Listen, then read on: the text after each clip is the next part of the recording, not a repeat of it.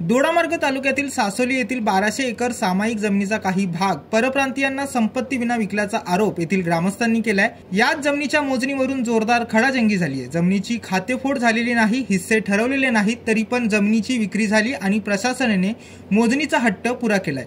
सासोली जमिनीतील सामायिक पोट हिस्सा मोजणी होणार असल्याची नोटीस भूमी अभिलेखांनी बजावली होती, मात्र याला सह हिस्सेदारांनी विरोध दर्शवला होता। नाव असलेल्या व्यक्तीच्या नावे नोटीस बजावून मोजणी करत असल्याचा प्रकार उघडकीस आला। ही मोजणी स्थगित व्हावी यासाठी उपोषण केले होते, मात्र पोलीस बंदोबस्तात भूमी अभिलेखक अधिकारी व संबंधित कर्मचारी हजेरी लावली। भूमी अभिलेखक उपअधीक्षक विनायक ठाकरे यांच्याकडे मूळ जमीन अधिकारी पत्र देत त्यांच्यावर प्रश्नांचा भडीमार केला।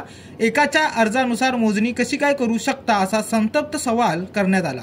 7/12 पाहिला असताना खरोखरच त्या व्यक्तीचे नाव त्यावर नसल्याचे दिसले।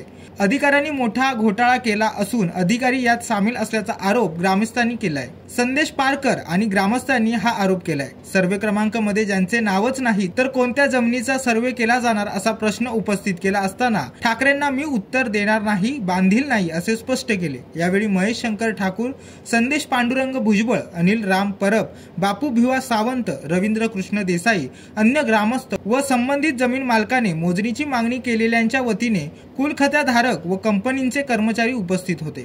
पंकज मडे, जनशक्ती, सावंतवाडी। अरे तुम्ही अजून आमच्या चॅनलला सबस्क्राइब नाही केलं तर लगेच जनशक्ती चॅनलला सबस्क्राइब करा आणि बेल आयकॉनवर क्लिक करा आणि रहा अपडेट।